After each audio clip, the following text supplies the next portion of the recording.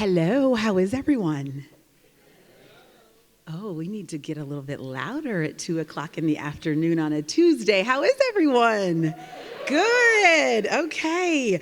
My name is Lauren Johnson. I am from ABC 11, and it is my honor to be your Master of Ceremonies for the 2023 Governor's Award for Excellence. These awards represent the highest honor a state employee may receive for dedicated service to the state and the citizens of North Carolina. We are honoring 42 exemplary state employees across 6 categories of excellence this year. Each of these individuals represents what it means to go above and beyond as a public servant. Today, we will learn more about their contributions to the people of our great state. The Governor's Award for Excellence program was created in 1982 to acknowledge state employees for their outstanding accomplishments beyond the scope of their normal duties.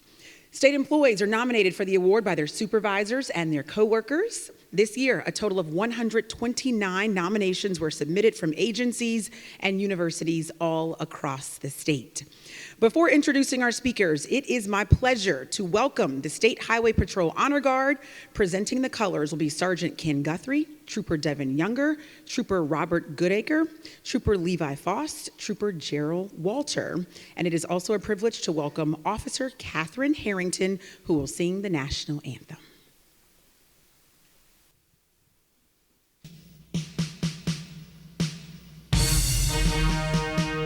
Oh, say, can you see by the dawn's early light what so proudly we hailed at the twilight's last gleaming, whose broad stripes and bright stars through the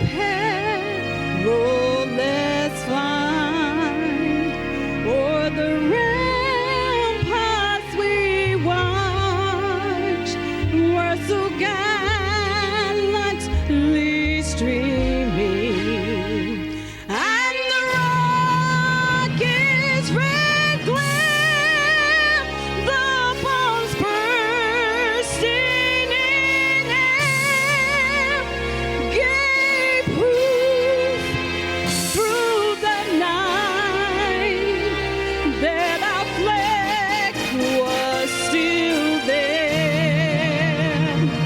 Oh, say does that star-spangled banner yet wave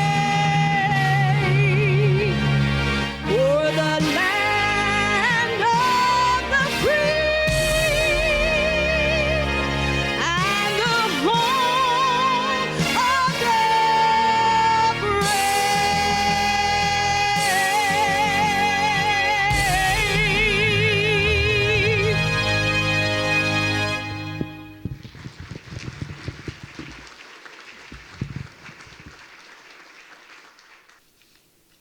Thank you, gentlemen of the Color Guard, and thank you, Officer Harrington, for that stirring performance. You can be seated. We are grateful for the continuing support of the State Employees Credit Union Foundation, which generously provides grant funding to make this program possible. The SECU Foundation believes in making a positive change across our state through community development. It is my pleasure to introduce Bob Brinson, Chair of the Board of the State Employee Credit Union Foundation. Mr. Brinson and the SECU Foundation believe strongly in the merits of state government service and its mission to improve the lives of all North Carolinians. Please join me in welcoming Bob Brinson.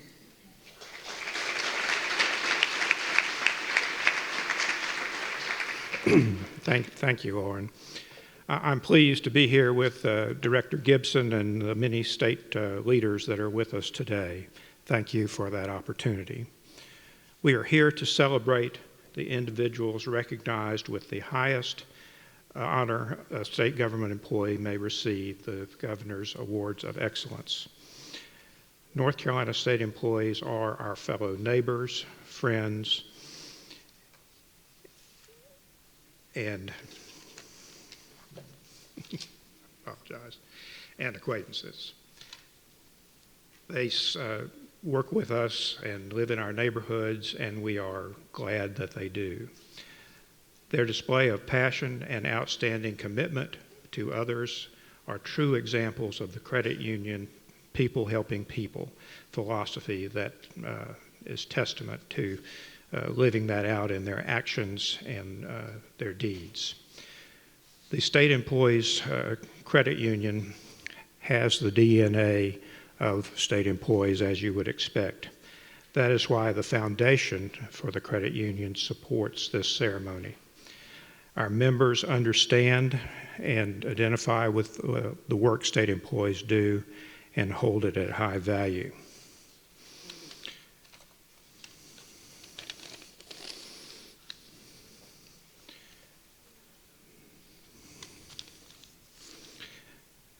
The annual award continues to be the highest honor that state employees can get. Let me also acknowledge the folks that submit the employees for those awards. Those ideas come up from coworkers, friends, and families, and we are so glad to have them here with us today.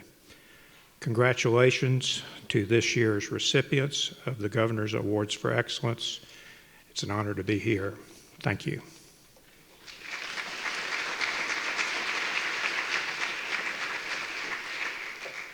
Thank you so much, Mr. Brinson. The 22 Governor's Awards for Excellence that we announced today recognize the admirable dedication to public service of 41 state employees. Their selfless actions, passionate volunteerism, and brilliant innovations make our lives as North Carolinians better every day. It is now my pleasure to welcome State Human Resources Director Barbara Gibson to share a few words about this impressive group of state employees and to introduce today's guest speaker. Barbara.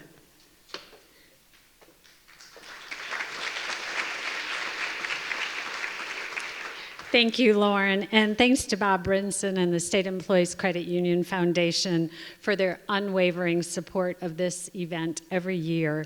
That partnership makes this possible. Our Governor's Awards for Excellence is, as we have said how many times today, the highest honor a state employee may receive for their dedicated service to the people of North Carolina.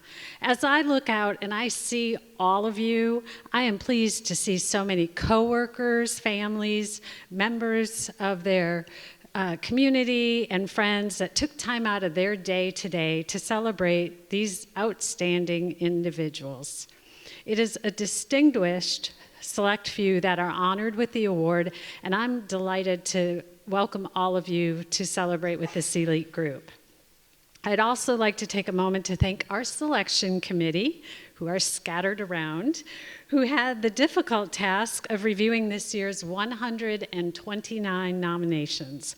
Ultimately, standout nominations were selected from 9 state agencies and 4 universities. Whether it's rushing towards someone in distress or lending a helping hand, streamlining processes to help all North Carolinians, or being an active member and role model for their local community, we all get a front row seat to many amazing stories today. I hope you brought a box of tissues. That is one thing I always try to remember to have. The 22 awards to be presented this afternoon will recognize 7 teams and 15 individuals. This year, there are 41 recipients of the Governor's Award for Excellence, and their exceptional contributions are classified in 6 categories: customer service, efficiency and innovation, human relations, outstanding government service, public service, and safety and heroism. In just a few minutes, you'll learn more about this year's Governor's Awards for Excellence recipients by watching special videos where those influenced by their efforts, including agency leadership and people affected by their contributions, will speak to the impact that these individuals made. I have had the honor of working with a few of the past Governor's Awards for Excellence recipients, and I can honestly say their dedication to public service and exemplary work ethic translate into every part of their lives. On behalf of the North Carolinians from the mountains to the coast, including our fellow state employees, please accept my sincere thanks. Your commitment to service inspires those around you, myself included. I'd also like to thank all the agency and university leaders who join us today to commend all of these special individuals. As Gandhi famously said, "Be the change you wish to see in the world."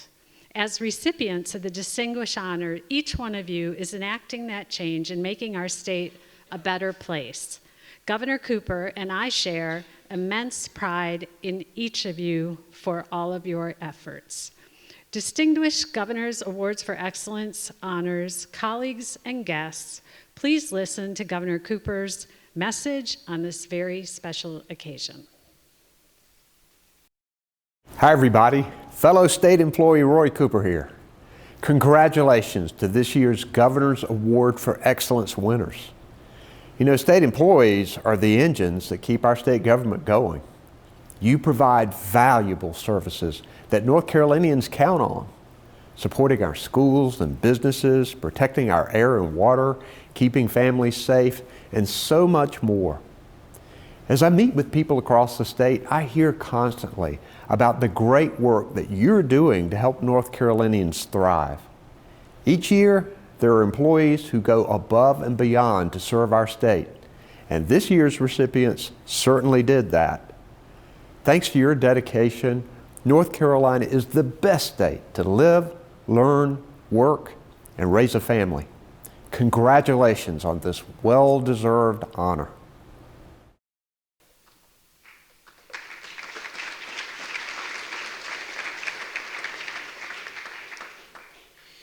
Thank you, Governor Cooper. It is now my honor and privilege to tell you a bit about each recipient selected for the Governor's Award for Excellence this year.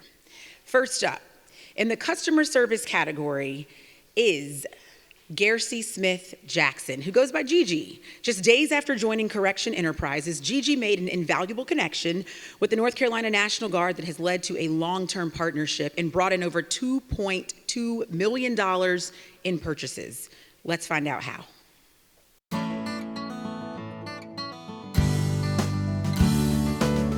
I believe that exceptional customer service is doing the and then some, being proactive as opposed to reactive. Gigi Smith Jackson, she was one of my first hires, and right out of the gate, since she was new, she was the one to work a weekend event, and that event happened to be the National Guard, one of their conferences.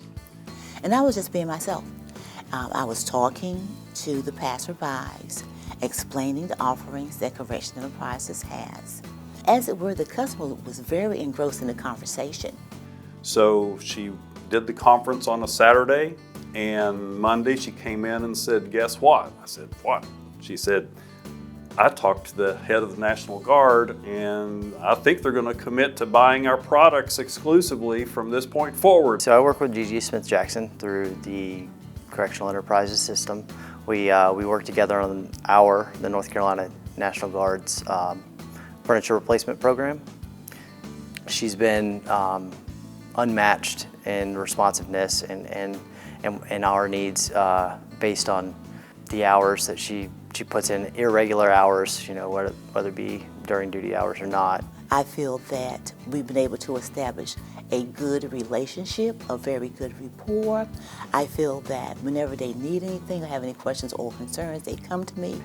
Smith Jackson helped spearhead a web-based online service that our outlying stations are able to use. This allows our guardsmen to be able to go throughout their facility and measure what they need in their facility without using manpower to drive across the state. Gigi realized that she wanted to build a relationship, and she knows, as good salespeople do, that that's key to future sales, is building that initial relationship. For her to earn this award is definitely something that I wouldn't be surprised, and it's definitely well earned. I was told by a very wise person some time ago, when you love what you do, you never have to work a day in your life, and I love what I do.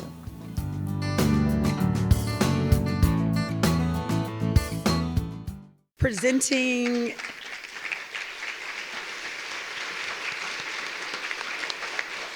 the award is Department of Adult Corrections Secretary Todd Eshe, Gigi Smith-Jackson, here on the stage. Congratulations.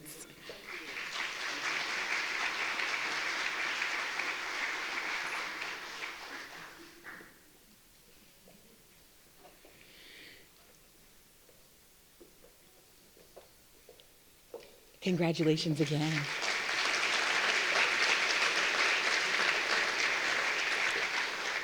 Next, we move to the efficiency and innovation category. We all know how tedious it can be to keep track of every purchase we make with a credit or debit card.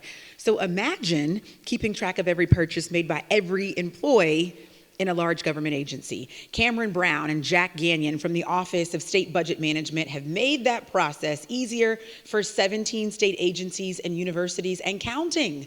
Let's see how they did it.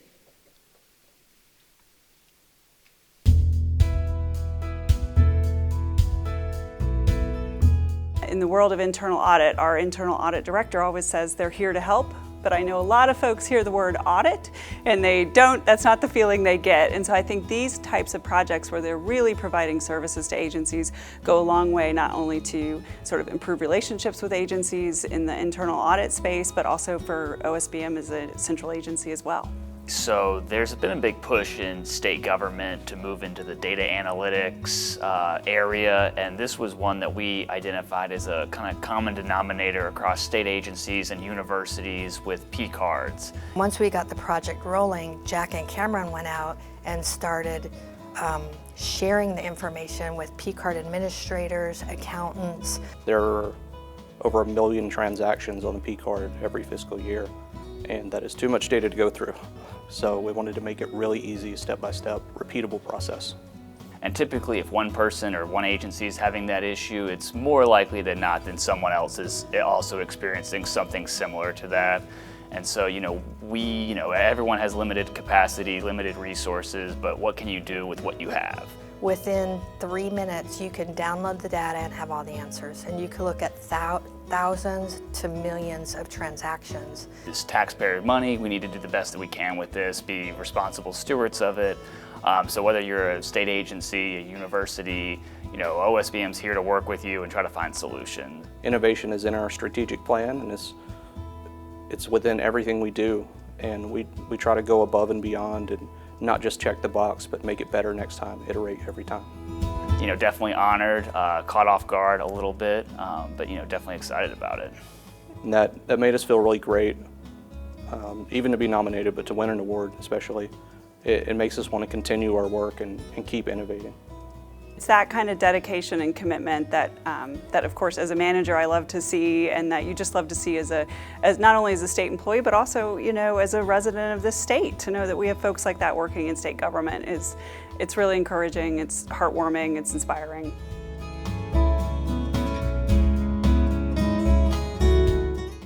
And presenting the award is State Budget Director Kristen Walker. Please welcome Cameron Brown and Jack Gagnon to the stage.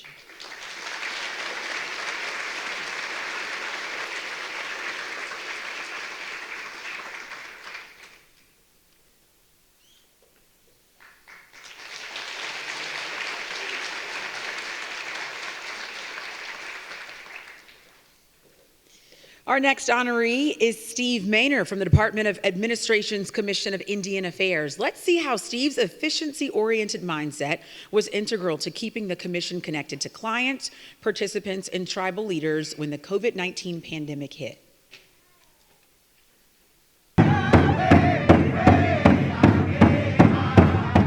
He's always looking for ways to improve things.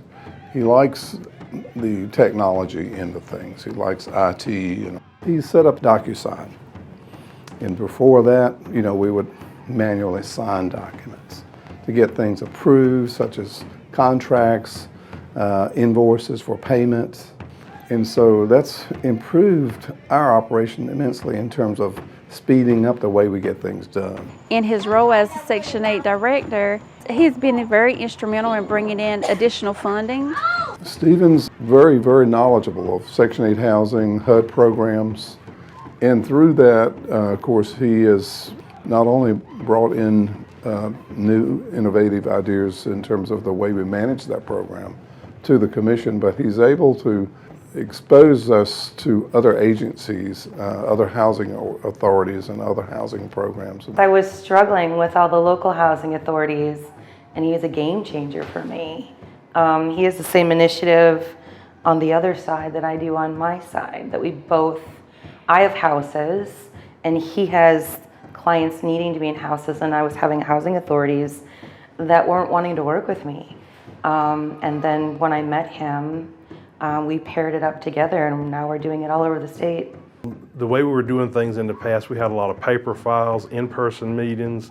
We just did a lot of things in person, but we knew in order to protect our families that we served and our individuals that we served, we needed to think outside of that box and create an advanced way to be able to reach them. So we knew we had to do that through technology. We implemented an advanced phone system, a one-call system that would allow messages and information to be disseminated across the state of North Carolina, a push of a button.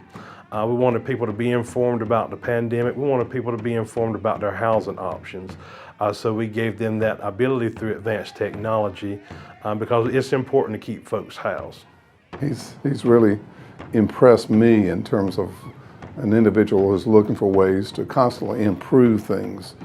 And of course, when we incorporate those kind of things into our systems, we save money, we're saving time, and we're kind of bringing some things forward into the Indian communities too that we have not been used to. I remember growing up, one of the most important things was going to my grandma's house. She had a big house with a big porch on it. And so we want to give everybody that grandma experience to be able to feel comfortable in your own home. Whether you sit on the porch, sit in the house and watch TV, most of all having somewhere to lay down and get your rest so you're able to get up and be productive each day. Presenting the award is Department of Administration Secretary Pamela Cashwell. Steve Maynor, please come to the stage. Congratulations.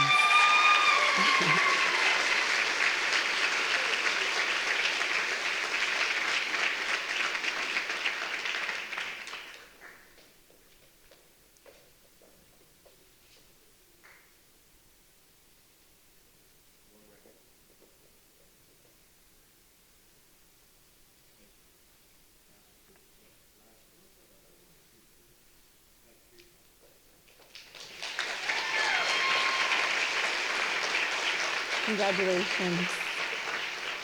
The pig production industry accounts for more than $10 billion in economic output for our state. Through her work in North Carolina State University's College of Veterinary Medicine, Kelsey Mills is making sure North Carolina maintains its impressive place in the industry. Let's hear about her trailblazing work.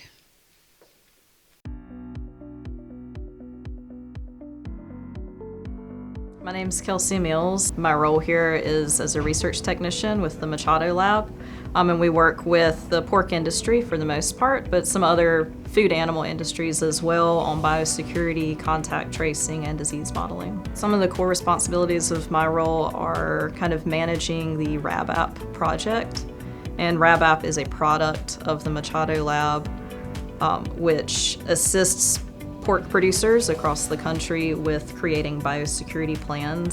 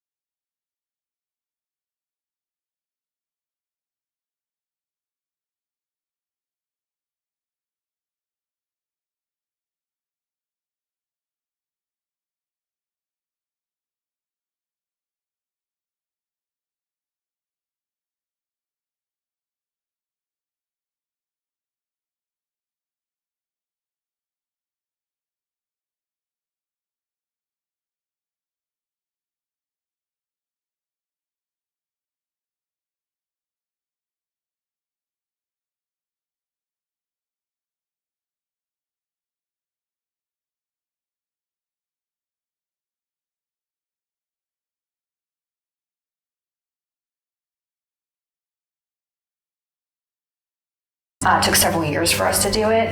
We are all full-time case working scientists as well, so we took this on in addition to our caseload. So what my group does is they do forensic hair analysis in criminal investigations. And part of their job is if they identify a root on a hair, they can cut that root and send it potentially to our forensic biology section for a DNA profile. And over the years as they've been doing this, they've noticed that only 27% of the roots they're sending to our DNA section are yielding DNA profiles. Hematoxylin staining is a stain that allows us to visualize nuclei within the tissue attached to a hair root. So in the past, we would just target, does a hair root have tissue? But now we're actually able to visualize the nuclei. So the implementation allows us to send better samples for DNA analysis. In the DNA section, we are known for having a backlog of sexual assault kits. So implementing this process resulting in a 14% reduction in hair root analysis. From an evidence standpoint, this work will directly impact future generations because not only are we now sending the best candidates forward for DNA testing, but we're also preserving so that when innovations of future generations provide more sensitive DNA techniques, we'll still have the evidence around for them to hopefully get some justice. So knowing that when we're analyzing hair roots, we're only sending those best candidates, those ones that are most likely to obtain a DNA profile. We know that we're helping the victims, we're helping the survivors of mostly violent crimes, we're helping to maybe exonerate someone who's been wrongfully accused. So by implementing this procedure, we know that we're sending the best evidence, we know that we're going to help find the truth through science and see justice served. We don't get to collaborate with other sections like on projects that often, so it was nice that biology was able to collaborate with us and we were able to really work together and accomplish something, which is nice. It took several years, but we accomplished something. Presenting the award is Department of Justice Deputy Chief of Staff Laura Brewer. Please welcome the 5 forensic scientists to the stage: Lindsay, Melanie, Kristen, Trisha, and Evie.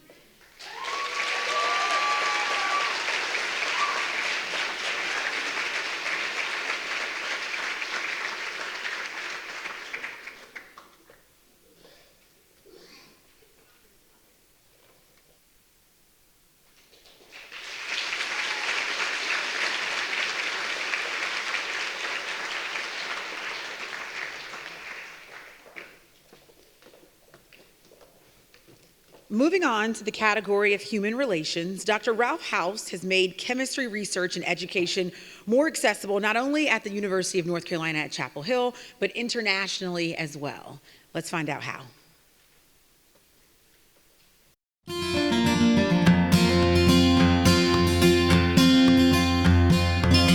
Typically what I like to do is find ways to lower the activation barriers to doing something. And what that comes down to is identifying where hurdles are and just doing what I can to get those hurdles out of the way. He's a leader at heart, so you just can't contain him. He just wants to do stuff all the time, and it's just fantastic to have a colleague like that. He goes well beyond the scope of his job as Associate Chair for Research to keep an eye on how to help everyone and how to support them in the best way possible. If someone wants to do something, if they want to achieve something, and for some reason it's holding them back, I'll do whatever I can to empower those individuals. He loves the department, so to him it's not a big deal.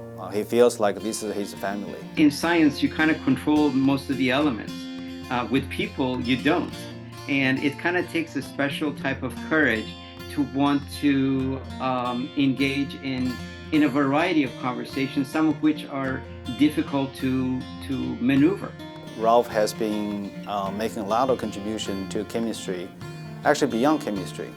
I've been with Chemists Without Borders since last June. So we're exploring setting up facilities in Zimbabwe, specifically at the Chinhoyi University of Technology, and also in Algeria, in Constantine. Ralph has been instrumental in almost every aspect of our transformation process. But if it wasn't for people like Ralph, we really wouldn't make the significant progress that we have made in such a short time. This couldn't come to a better person in the department. I'm not surprised because I think he's an exemplary human. And it's actually my privilege to work with Ralph, and in many ways that he is invaluable to chemistry and to the college, and also to UNC and North Carolina in general.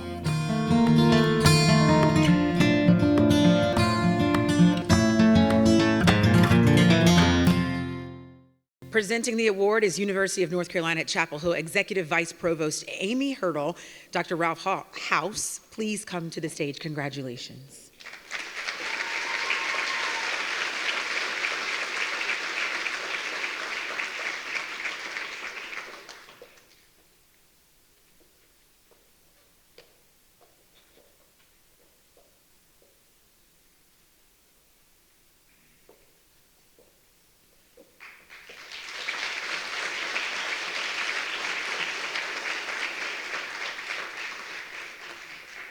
As the Director of Corporate and Custom Training at the University of North Carolina at Charlotte, Amy Wortham leads a team in providing business and organizations with high-quality custom training programs within the School of Professional Studies. She recently turned her expertise inward to improve UNCC's recruitment and retention rates.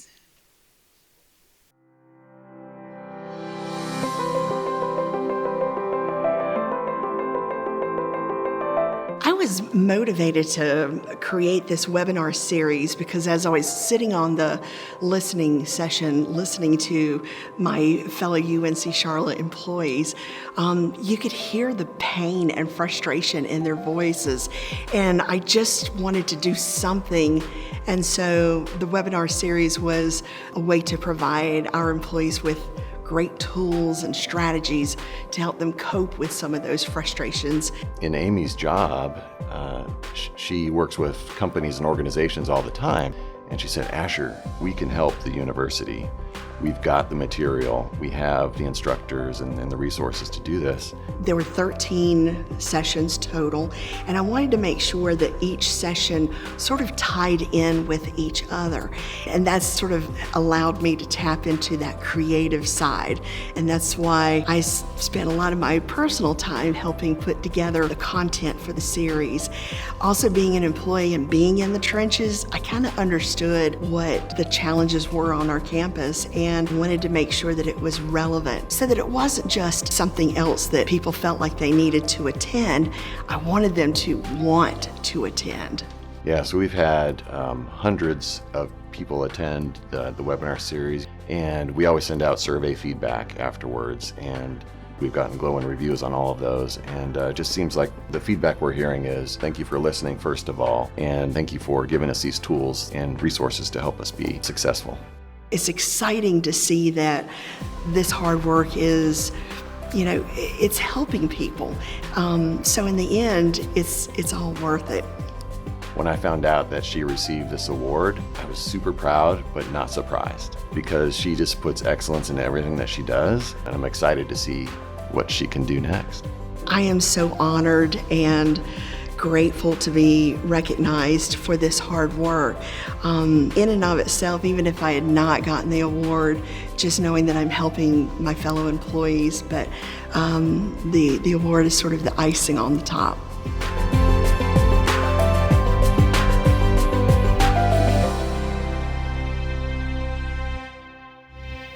Presenting the award is Associate Provost from the University of North Carolina at Charlotte School of Professional Studies, Asher Haynes. Please welcome Amy Wortham to the stage. Congratulations.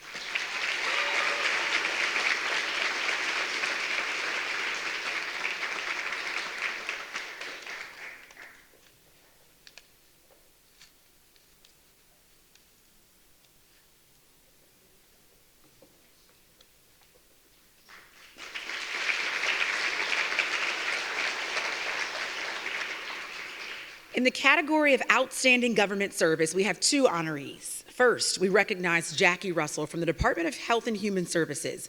Under Jackie's leadership, the Division of Disability Determination Services has been transformed into one of the highest performing organizations of its kind in the nation. Let's find out how her commitment to employee relations paved the way for this division's success.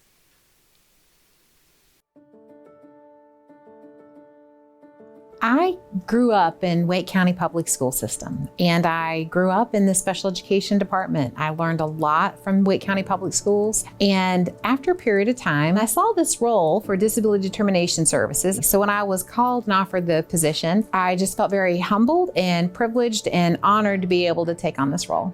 For me, I felt like coming to Disability Determination Services was a natural next step in how I could serve people with disabilities across the state of North Carolina. What Jackie brought to Disability Determination Services was more staff engagement, more listening to the people who are doing the work. Not that we weren't doing that previously, but just so much more. We have suggestion boxes where we listen to what the staff says. We do team chats where we meet with individual units each month to find out what's going well, but what could we be doing better? Because we always want to be in that space of continuous improvement. Working with Jackie has been great. She has a lot of energy, positivity, and ideas about how to support our staff and ensure that everybody's voice is heard, and take time to listen and really get to know one another so that we can provide good support to our staff so we can ultimately perform a good product for our citizens. She would say that her secret sauce is hard work, but hard work and success don't always go hand in hand. What she did was match it up with commitment and values and dedication because of what the work of DDS means, and recognized how she needed to be certain that that team could work well together. And to do that meant investing in time with employees, getting to know them, being transparent about who she is, transparent about the work of DDS, about the results and where they are. And she is influencing change, not just for our DDS, but for other DDSs across the nation. All the staff here that are working so hard to serve people across North Carolina, this award is really for them. I'm receiving this for the 610 people that stand beside me in this work as we serve North Carolina and people who are seeking disability benefits. Presenting the award is Department of Health and Human Services Chief Deputy Secretary Mark Benton. Jackie Russell, join us on the stage. Congratulations.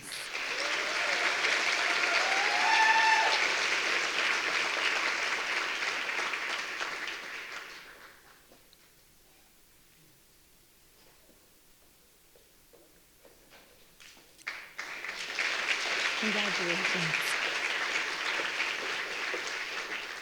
Our next honoree served the Department of Transportation's Ferry Division for nearly 30 years. Beginning his employment with the state as a ferry deckhand, Harold Thomas worked his way up through the division to lead as its director.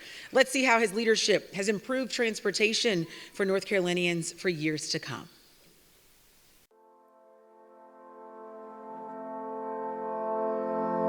I think what is so special about Harold Thomas and his career is that he is a Carteret County boy. He was born and raised in Eastern North Carolina by a family of public servants. I feel that what we've done with the ferry system is we've established a team of professional men and women that is diverse, of sharing ideas from weekly meeting and capturing people's thoughts of how we modernize and improve the ferry system. When you look at the route between Hatteras and Ocracoke, the commute route in 2011 and 12 was a 30-35 minute crossing. Today, that's a 65 to 70 minute crossing. We completed a study analysis of surveying customers to see what's the driving factors of them choosing to ride the ferry system, how we can improve the ferry system. Harold Thomas is one of the best human beings I know. He has taught me so much about the importance of building relationships, about talking and listening to your people. I would have to give a lot of credit to those professional men and women that basically installing values in me to want to achieve good things for our state. As Harold came to the end of his career, I watched him reflecting on his legacy and the pride of what he has accomplished in his legacy projects of building ladders of opportunity in the ferry system, making sure that we were investing in our folks.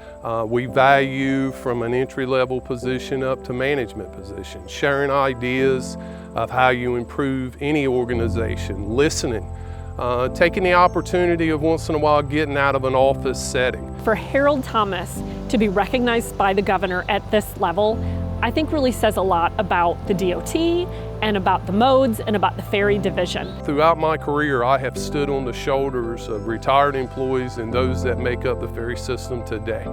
And I was just one part of their voice.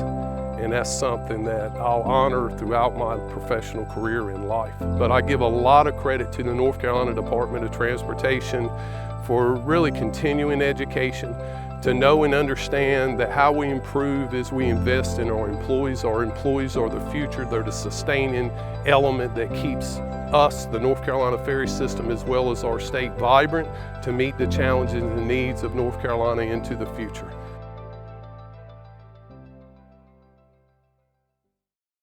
Presenting the award is Department of Transportation Secretary Joey Hopkins.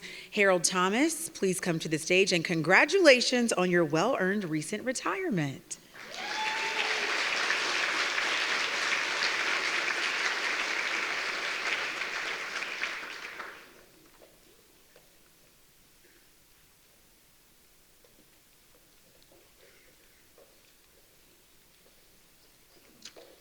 Congratulations.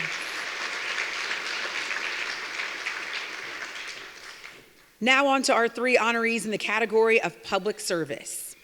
When Nigel Bristow moved from Staten Island, New York to North Carolina 12 years ago, the present-day Department of Adult Correction probation officer quickly immersed himself into the community. He found ways to impact the lives of his fellow North Carolinians far beyond his office walls. In 2022, Nigel even helped launch an organization dedicated to enhancing the quality of life of Richmond County residents.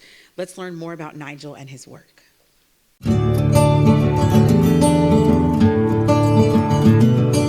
Someone once asked me, Bristow, why do you do this?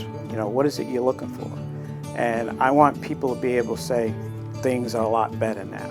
I met Nigel when he was campaigning for sheriff, and he didn't win the campaign, but he became an active member of our community. I liked his tenacity, his adversity, you know, and he kept it going, and I liked that.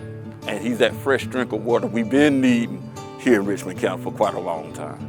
Prior to me running for sheriff, I never heard of Ashley Chapel. This small group of people wanted so much change for Richmond County, and that spoke to what I wanted to do. So it was kind of like we wanted the same thing. He's always willing to say, I will do this. Can I help you with this? Is there something I can do? Understands that there are things that are greater than themselves, and are willing to put forth the things that it takes to uplift our community. I was a police officer, did it for 20 years, so we'd investigate the crime, make the arrest, and then once the person went to court, it was over. Now I get to work the other side, and even working for the state as a chief probation officer. I'm about to be a deacon at my church. I started as a trustee, it's my family church. The Community Center Coalitions of Richmond County, the Richmond County Local Reentry Council, I'm chair of that. It's more than just a job, it's kind of like a way of life, a lifestyle. It's a calling. He's given his entire life to public service. So anybody who puts the public ahead of themselves deserves to be recognized in some way or another. Makes me realize that, you know, what I do matters, and it's what we all do matters so much to somebody.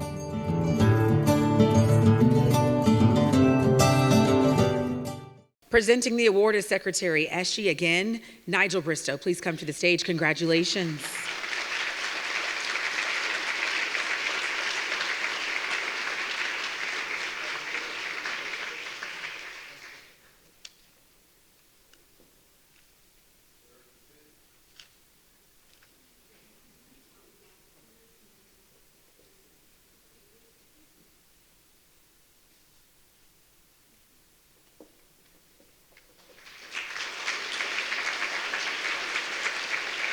Congratulations. Next up, we have Bill Carlson from North Carolina State University. As a United States Air Force veteran, Bill knows firsthand the significant toll repeated deployments can place on military members and their families. Let's watch Bill's video to see how he brings smiles to the faces of not just military service members, but their spouses and their children as well. I've worked with Bill for over 10 years here at Procurement and Business Services. And his passion for the volunteer work that he does for support U.S. Armed Forces is just palpable. It shows up in everything that he delivers here in his position with NC State. I was there from the onset when I participated in whether it was delivering welcome home packages, taking deployed family care packs, and engaging with military members and their family, and just saw how thankful they were that somebody was paying attention. It just drove me to do more. When you see the gratitude, and when I have a mother come to me and say, I don't know what you did with my son on this outdoor trip, but when he came home, he was my son. It propels you, the passion that you feel when you see and experience what I've experienced. What better way for me to spend my time than giving back? So Bill's a wonderful leader. He's a mentor, he's a teacher, he's a guide for his team members. He has elevated those, either the positions or the people in the positions to be the best they could be. When you're leading any organization, whether it's your work profession or a nonprofit, it takes more than just the person at the front. Everybody has to buy into the program. And I have a team here at NC State that's exceptional. I've got decision makers, I've got people that are responsible for thinking things through, for being creative, being innovative. Well, NC State, the mascot here is the Wolf Pack, and the pack has to work together to accomplish whatever food they're going to have, wherever they're going to stay, whatever they're going to do. And it's the same thing when you're leading an organization, whether it's a professional organization or a nonprofit. It takes a pack to do it correctly.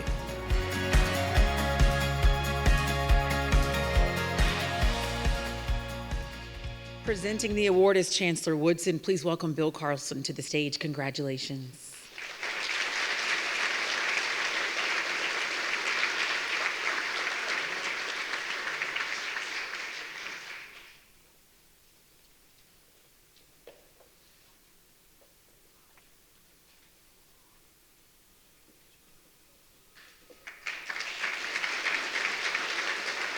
Congratulations. Our next honoree is Sandy Jacobs from the University of North Carolina at Pembroke. Sandy has dedicated his life and opened his home to one of North Carolina's most in-need populations, foster children. Join me in learning more about his dedication. In his role at UNCP, in his role in the community, in the way that he is just as a person, he is an advocate for people.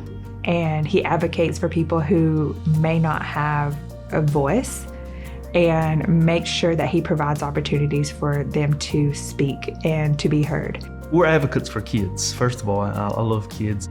In my role before the director, I was the associate director for service learning. And if you look at my work, most of that work was associated to youth. Sandy has been an advocate for foster care in our community and has really done a great job of encouraging other people to be foster parents.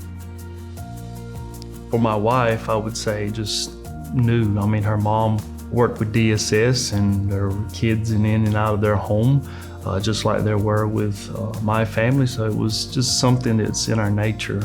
Even if we were able to have our kids naturally, I think we still would have fostered or adopted. So, word started getting out that we were foster parents and that people started asking questions. Or how do you bring a child in your home not knowing if they're gonna stay or not, or if they're gonna go back to the parents? We just had conversations about being real intentional with our conversations with others, because we want to advocate the opportunity for parents to be foster parents, because at the end of the day, Robeson County, our community, or the state in general, or adoption foster parents are hard to find. In everything that Sandy does, he makes sure that he's thinking about the lives of others and how it impacts them. And to me, that's the example of what it means to be a servant leader. Congratulations, Sandy. I am so very proud of you. The work that you do is meaningful, it changes lives, and UNCP is lucky to have you. When I received information that I had been nominated, really hit home, and it was hard to fight back tears, but I really appreciated it.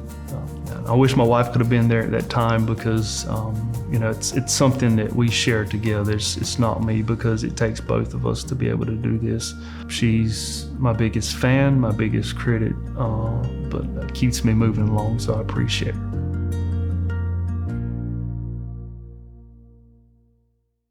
Presenting the award is University of North Carolina at Pembroke Chancellor Robin Cummins. Sandy Jacobs, congratulations.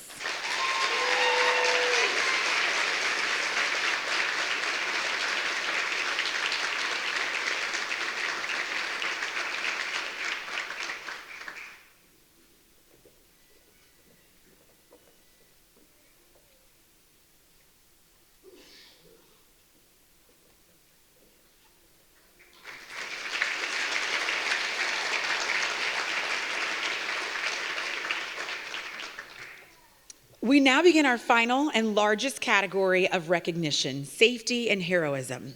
We have 25 individuals receiving awards in this category for their bravery and their life-saving actions. First up, we celebrate Rich Becker and William Boone from the Wildlife Resources Commission. Let's watch to learn how each officer acted quickly to save the life of a boater experiencing anaphylactic shock.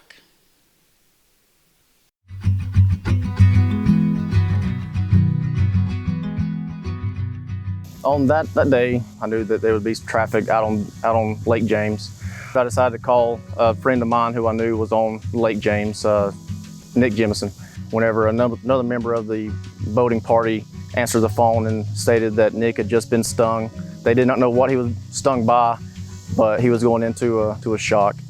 My main concern was trying to get a boat on the water to get to him to render aid. During routine patrol, we always monitor the radio to listen out for each other, and I heard Officer Boone's call on the radio. I went ahead and went to our depot, hooked up to my patrol boat. There was a registered nurse that was actually part of the boating party. She was actively doing compressions. At that point in time, I ran down to the boat with a EpiPen while she was doing the chest compressions. I administered a dose of Epi to the patient. And I immediately ran down towards the boating party. He had informed me that he had given a dose of Epi. There was no immediate response. I made the choice to give the second dose, seeing that I believed it was needed. He was in dire need of aid, and if we did not render aid that day, I truly think that the outcome may have been different. Time was not on our side. Nick was in bad shape. We both carry Epi.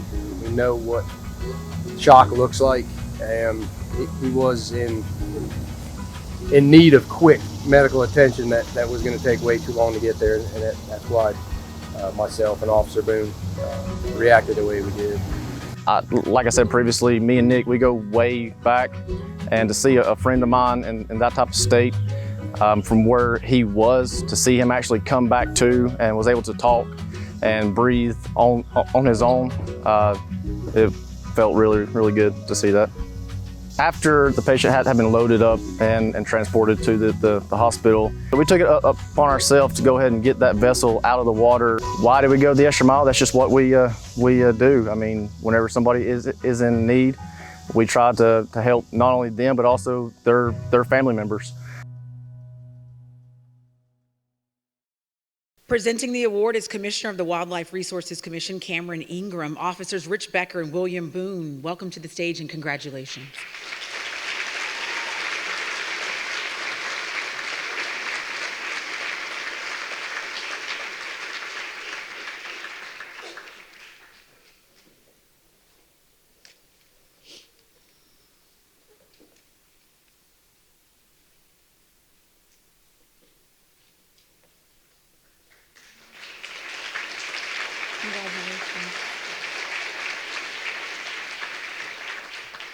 This next award is a group award from the Department of Health and Human Services Caswell Developmental Center. When one of the center's kitchens caught fire, Autumn Burton, LaBrenda Edmondson, Sabrina Edwards, Tisha Sherrod, Contrina Smith, John Streeter, and Rashida Whitehurst bravely risked their lives to prioritize the well-being of residents who were unable to care for or even defend themselves. Join me in finding out what happened that day.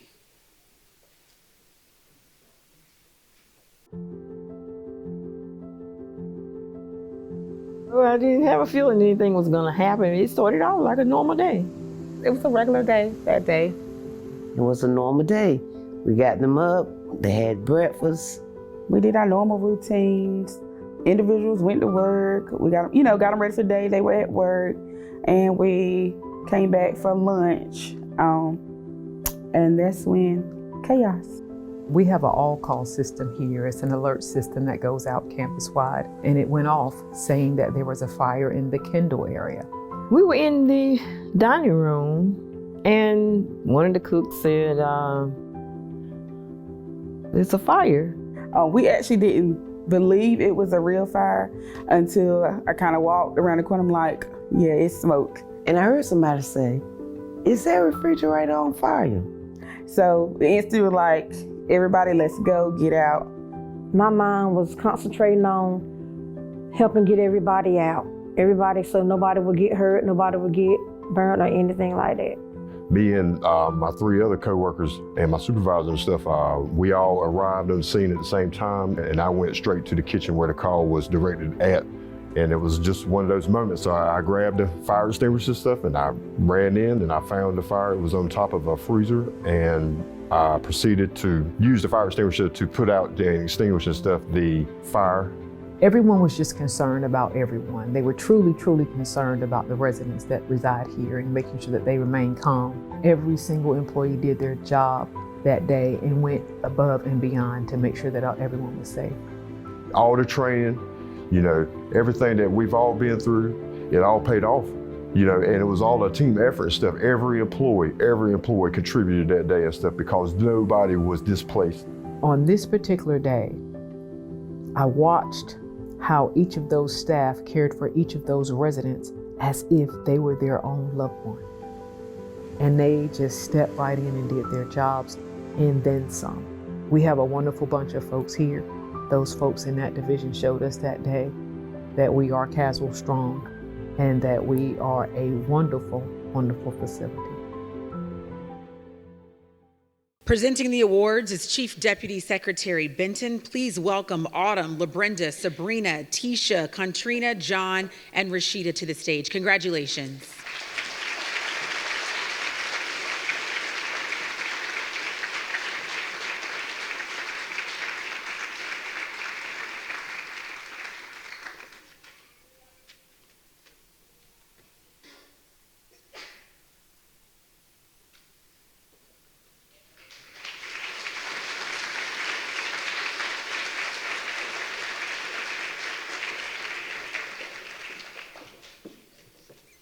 Congratulations for you.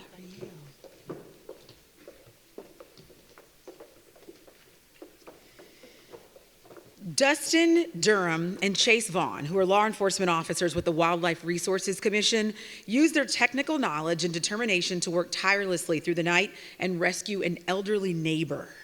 Let's see how their search unfolded.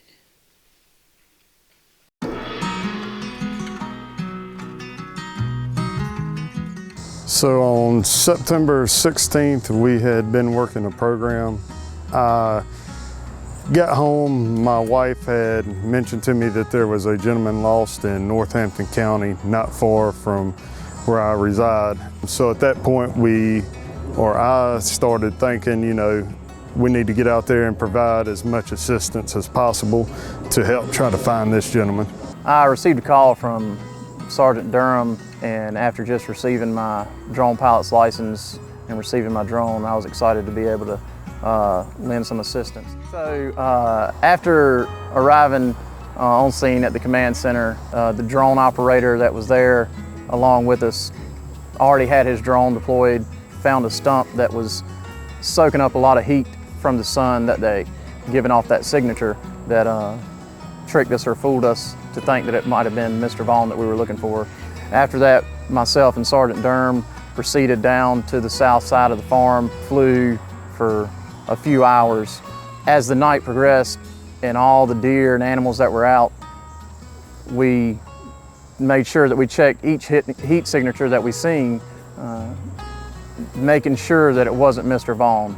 We were getting tired. It was very cold that night, but I was able to pick out a heat signature in through the canopy of the trees, of which I led Sergeant Durham to at that point. Officer Vaughn directed me in, and we found, or I ended up seeing, Mr. Vaughn. Once we realized that he was good, he was still conscious, everything was good, it was just a total sigh of relief. Well, as far as, our job goes, they prepare us through, quality training. I mean, we are in the woods, that is our office. We're constantly either tracking people, tracking animals. The commission has done well with training us in those areas. I think the reason I found a responsibility to help and assist with this, much like any other officer or first responder in the state, we do this job so that we can help others. We always think about those people as if it was one of our own family members that were out there, and that's why we do this job, so that we can provide help for the public and the people of North Carolina. Presenting the award is Commissioner Ingram. Officers Dustin Durham and Chase Vaughn, please come to the stage, and congratulations.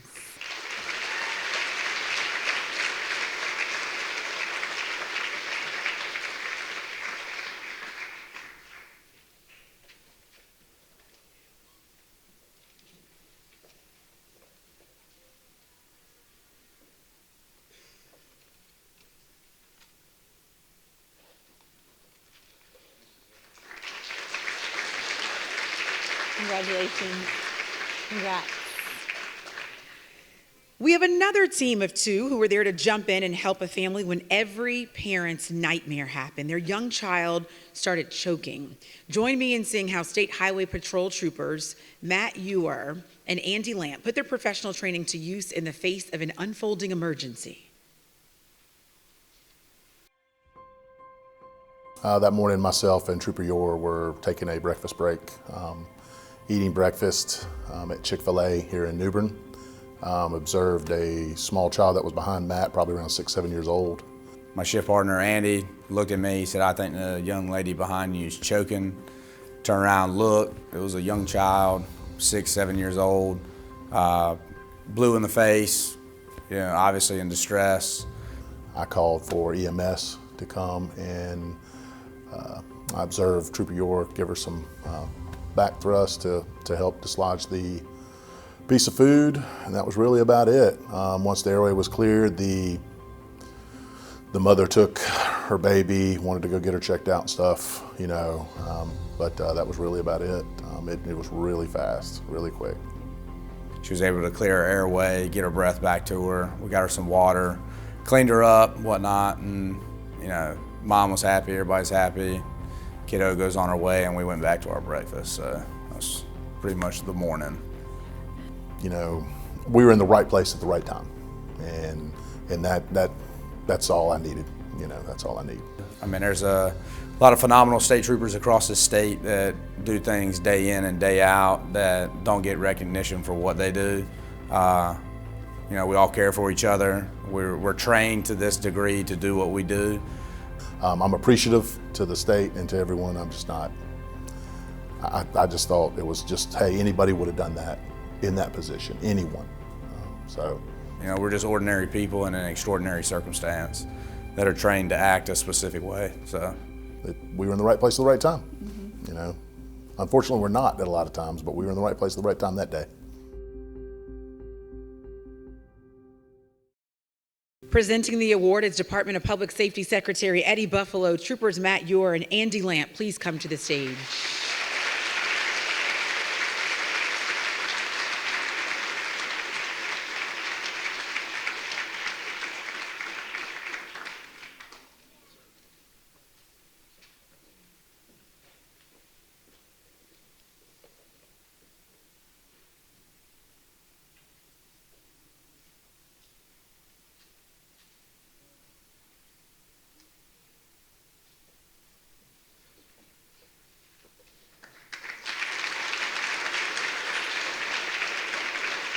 Congratulations. Congrats. Major Kenneth Leahy with the North Carolina National Guard was enjoying a relaxing day at the beach when he heard some cries for help. That day quickly changed course for Major Leahy, when he sprang into action to rescue a 10-year-old drowning over 200 yards from shore. Let's learn more about this life-saving act. It was July 4th, and we were at the beach swimming, and I heard someone scream, and the first thing you think of when screaming is you think shark. So I jumped up to see if I could see a fin, and I saw a little girl being dragged out, and her aunt was there screaming, "She can't swim, she can't swim." You know, he's not looking for accolades in general. He did this purely because it needed to be done. He never said, "Hey, I want an award," or "Hey, I did this, look at me." I had to be told by someone else that he performed these heroic acts. Took me probably about 5 minutes to swim out to her and grab her, and at that point she syncoped, she was passed out, and I rolled her onto her back. She started breathing again, so I put her in a rescue hold, and I started side crawling back to the beach. And along the way, she stopped breathing a couple times, but she started up. I thought I might have to start doing CPR with her in the water, but I didn't, thank God. And I swam her back through the waves, and it was a rough day. That's one of the reasons why she got taken out. And I got her back onto the beach, and with some help from somebody else, I dragged her up past where the water was actually onto the sand, and I monitored her vitals. She was breathing. She actually came to for brief periods, and every time she came to, all she kept saying is, "My aunt's gonna kill me." And then her aunt came over, and I saw why. And as she's sitting there, pretty much passed out, her aunt's screaming at her, "I told you not to go in past your knees." My wife called 911. They took about 5 minutes to show up, and then they took over for me. Yeah, this is not the first time either. So we sort of found out that he's sort of an unsung hero over the years at North Topsail Beach, which is really cool because it kind of speaks to what we expect out of Guardsmen. You know, we are part-time service members. We work in the community. Many of the people in my unit are medical professionals, either PAs, nurse practitioners, MDs, other medical specialists, and we're always ready. And this is just another clear example of how we can support the population of North Carolina in a variety of different ways, in uniform and outside of uniform. You're so in the moment when you're doing it, you don't think about anything other than the job at hand, and it's an honor to do it.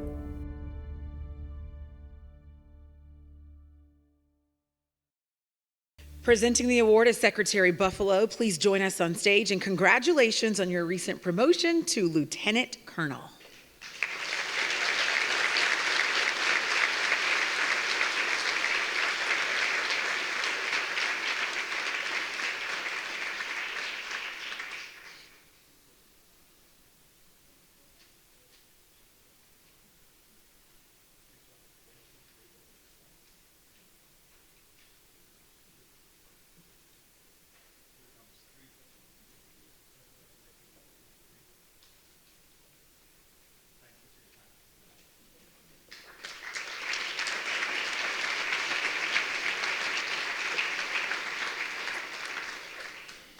As a member of the State Highway Patrol, Trooper Dalton Ledford routinely risked his health and well-being without hesitation to help those in need. Trooper Dalton did just that to help a reckless driver. Let's watch the video to learn more about Trooper Ledford's selfless act.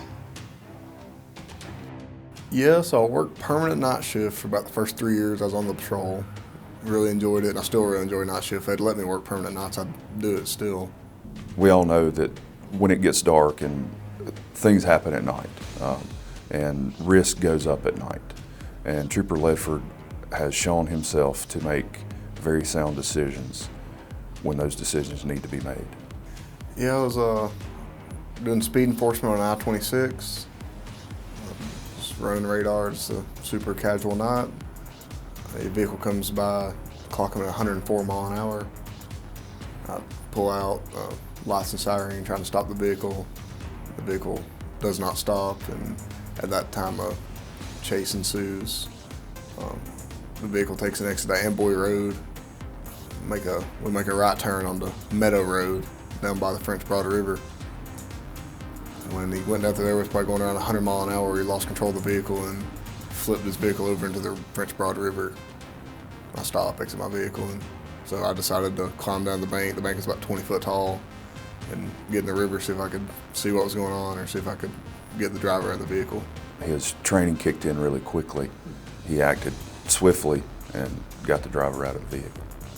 It caught me off guard when they told me. I didn't even know I'd been put in for it. And it caught me off guard when they called me. I was just like, that's great. I mean, it's awesome. I mean, I feel like there's probably more people do crazier things than that every day. You know, it's one thing to try to arrest a speeding driver, but it's another to force yourself down a bank and into a cold river and try to save someone's life. No, it was just a crazy night. I mean, it's one of those nights I won't forget for a long time. Probably never now.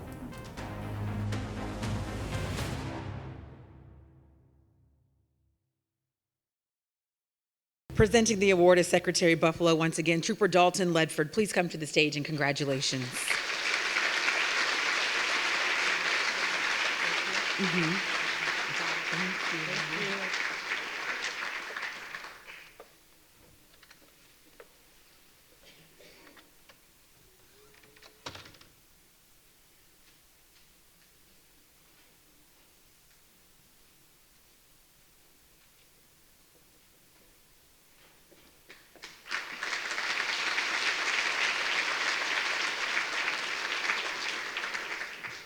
And apparently when you're on TV, there's a certain time you have to be to work.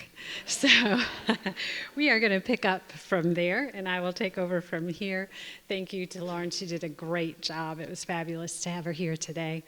Our next honoree is a group of 4 from Piedmont Correctional Institution.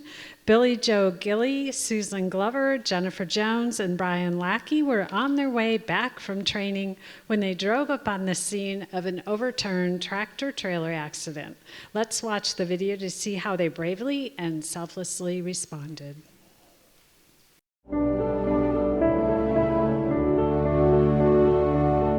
Mr. Anderson chose the 4 of us to attend a strategic planning in Winston-Salem.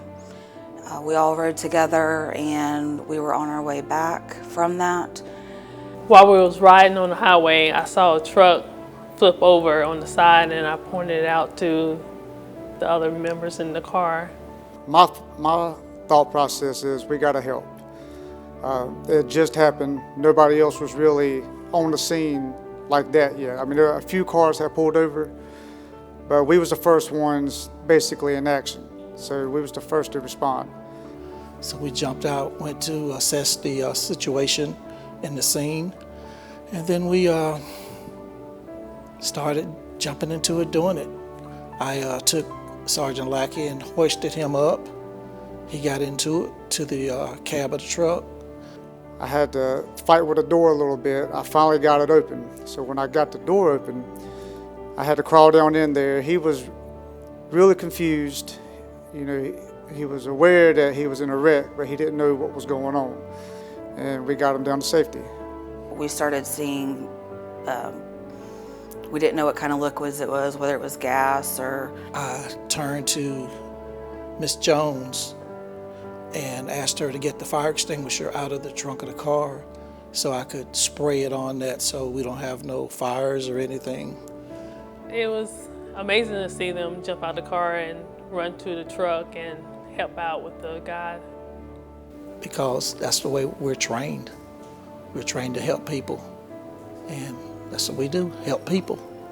We take an oath to protect the public, so that was automatic for me. And everybody in the car too, because we was all a team. It's not something that we ever expected out of what happened on that day, but it's definitely an honor. I was extremely proud of the work and their delivery on the commitment to public safety that they come in and do every day.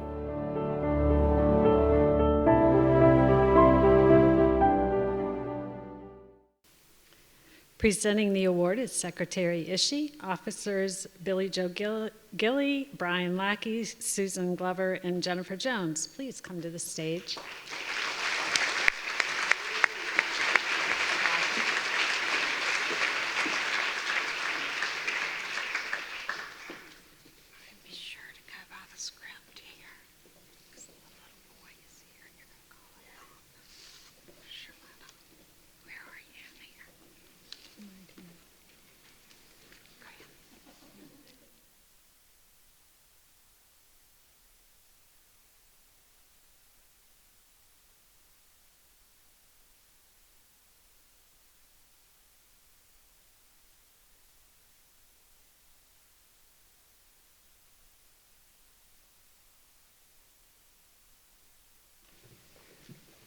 Carol.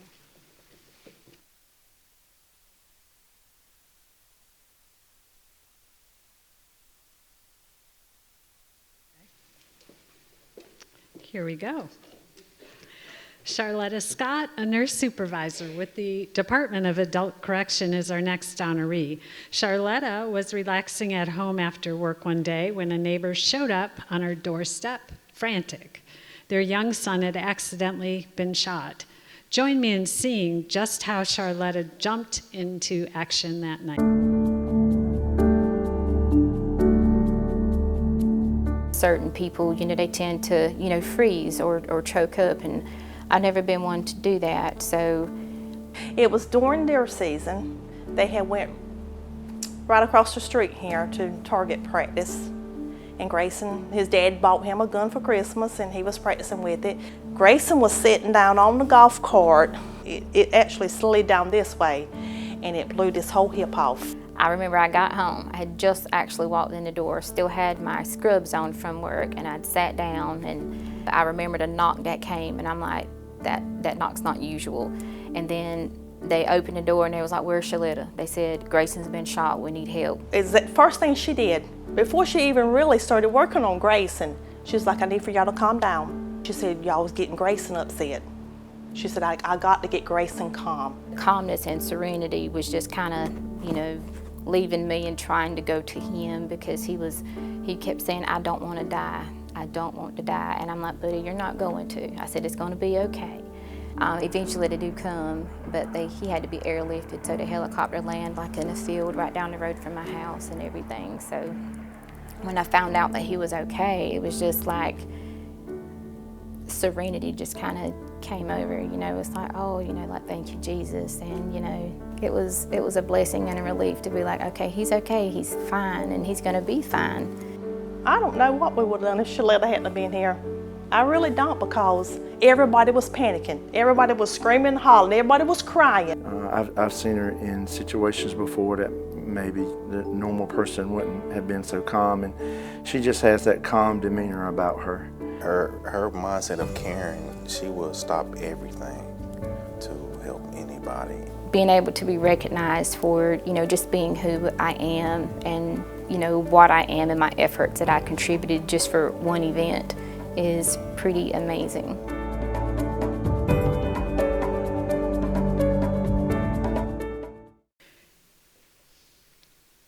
Presenting the award is Secretary Ishii. Charlotta Scott, please come to the stage.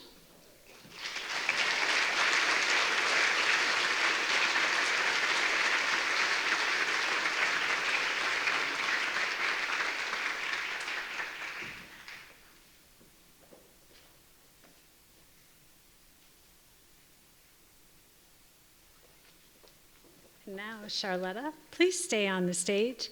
We have a couple people here that want to express their sincere gratitude. Gracie and Chloe, please come on up.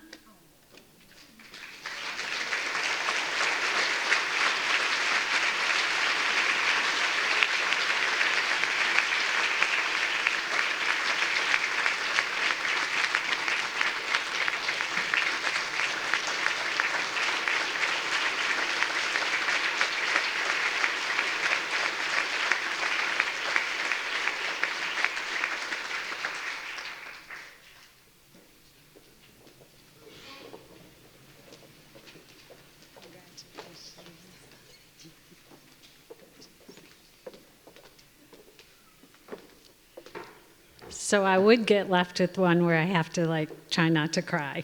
But that was absolutely beautiful. It was so nice that you were able to be here today. Although State Highway Patrol Trooper Seth Stevenson was not on duty when the call came through, he responded without hesitation to a nearby collision. Trooper Stevenson arrived upon a critical situation and displayed bravery and self-sacrifice in the face of imminent danger. Let's find out how. Trooper Stevenson's an outstanding person. He's an outstanding character. Right, he's who you want your kids to be. I was traveling on West Front Street running some errands, and for whatever reason I just happened to turn down Wooten Street. I actually didn't mean to go that way. Got to the end of Wooten Street and saw there had been a crash, so I pulled my vehicle off the shoulder of the road and ran across the road, and I heard somebody yelling for help, and the side curtain airbags had come down so you couldn't really see inside of it. I yelled to the other two guys standing over there. I didn't have anything to break the window, so I yelled to one of them and said, "We need to break this window," and one of them got an object of some sort. I knew that the smoke that was happening when I was trying to get the subject out was not radiator smoke or airbag smoke. The vehicle was about to catch on fire. So I knew that we had moments to get him out of there. And the seatbelt was tied against the subject's chest and lap. And I didn't have a pocket knife on me. Like I said, I was just running some errands, and so I yelled, "I need a knife." Somebody handed me a pocket knife, and I was able to reach down and cut the shoulder strap off the subject and then cut the lap belt off. And I said, "Can you get out?" He says, "I think so." So me pulling and him pushing with his legs, we were able to get him out of the back of the compartment and get him safely away from the vehicle, and had him laid down until the fire department got there. So I got a call about a week later from the city police department who said, "We're going to recognize Trooper Stevenson as a city for saving a man's life." And I said, "Well, tell me more, you know?" I think the Lord was definitely at work that day. I think that the other two individuals, I don't know who they are. I wish I had their names. They deserve recognition as well, because without them we couldn't have gained access to the vehicle. But good Lord definitely put some people in order to have a positive outcome that day. He always seems to be in the right place at the right time when things go bad. This was about the fourth occurrence where he, without any doubt, saved someone's life. When I joined the Highway Patrol, it was my prayer that the Lord would use me in the avenue He would have me go to help people. You know, every day is different on this job. That's what I like about it, but we do have the opportunity to help people.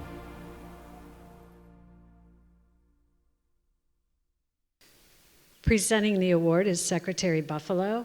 Please welcome Trooper Seth Stevenson to the stage.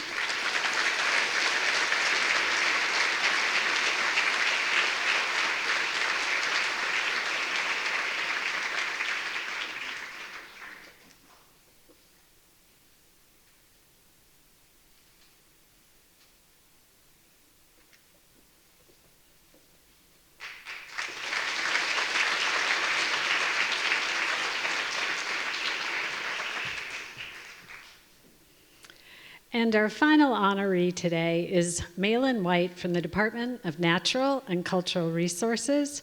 Malin faced rough weather conditions and the ocean's uncertainty to bring comfort and closure to a grieving family. Let's dive into his story.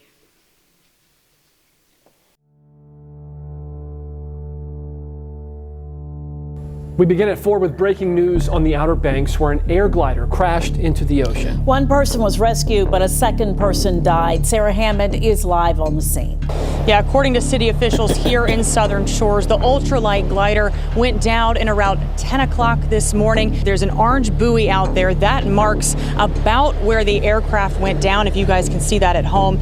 Crews rescued one person soon after the crash. Search and rescue crews found the other passenger's body just about an hour ago. We don't often have plane crashes in the Outer Banks, so it's big news when an ultralight or any kind of accident like that happens. In this area, there are no scuba diving recovery teams that work in the ocean. We have scuba recovery teams, but they only work in the sound waters and the lakes and the ponds around here. So to get a recovery team in to recover the body, was going to take hours and hours and hours. And there was a grieving family that was just notified that their relative had died in the waters of the Outer Banks. So Malin's fire chief knew that he was a scuba diver, knew that maybe there was an opportunity there to do something, and reached out to Malin, and Malin didn't even think about it. I knew Malin, I knew him well, I knew his instructor for all of his life. He's been in the water, been in charge of aquariums and things like that, Virginia Beach, North Carolina. I just called him on the phone and said, hey, I really need someone that can make this dive for me. And absolutely made it. No problem, came down, put his gear on, assembled on the beach. We assembled a team of him. We used the survey boat as a platform and made the dive 22 feet deep, and were able to cut the individual free and bring him to the surface to the boat. From my point of view, I'd be accepting this award on behalf of all the people who contributed that extra effort to help not only bring the passenger in alive, which to me is the best thing that they could do, but also to retrieve the pilot who did not survive. And it was a team effort. There was, dozens of people that made that happen. I just happened to be the person who got there first. But I wouldn't have gotten there if it hadn't been for everybody else that was on that team. This particular situation indicated to me that Malin was more than just honest and courageous, that he had the qualities of a hero. The fact that he was willing to put his life on the line for a family he didn't even know, to collect a dead body from the bottom of the ocean, that takes a wherewithal that most people don't have.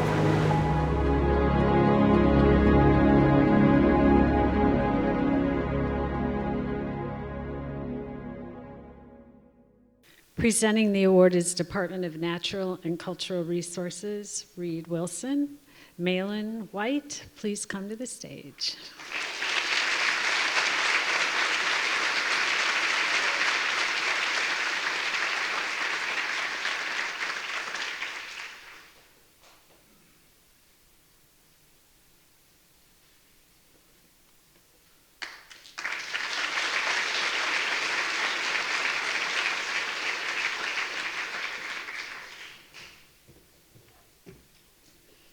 Please join me in congratulating all of today's honorees.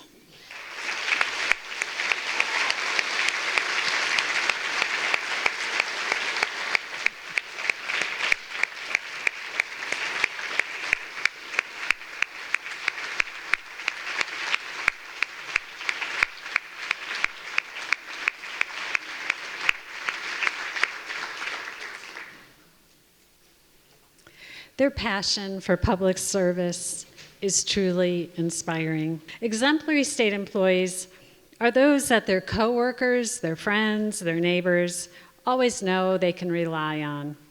This concludes our ceremony, and I want to thank each and every one of you for joining us today. Please join us now for a reception in the museum lobby honoring our award recipients. Thank you so much.